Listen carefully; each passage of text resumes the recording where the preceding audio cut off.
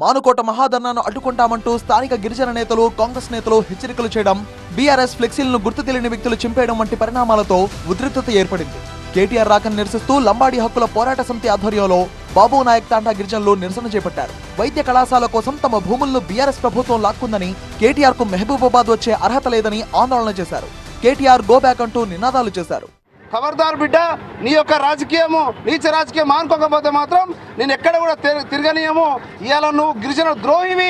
ఇవాళ మీ పార్టీ ఇవాళ గత 9.5 సంవత్సరాలుగా మమ్మల్ని మా జీవితాలను చిన్న భిన్నం చేసి ఇక్కడనే మెడికల్ కాలేజ్ విషయంలోనే ఇవాళ అక్కడ ఉన్నటువంటి రైతులని, గిరిజన బిడ్డల్ని, లంబాడి బిడ్డల్ని ఏ విధంగా మీరు కేసులు పెట్టి ఇవాళ జైలుకు పంపిరో మర్చిపోయారని అని చెప్పి కూడా ఇలా గుర్తు చేస్తా ఉన్నాం.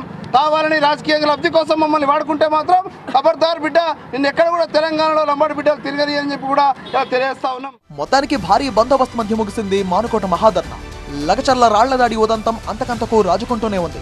కొడంగల్ మాజీ ఎమ్మెల్యే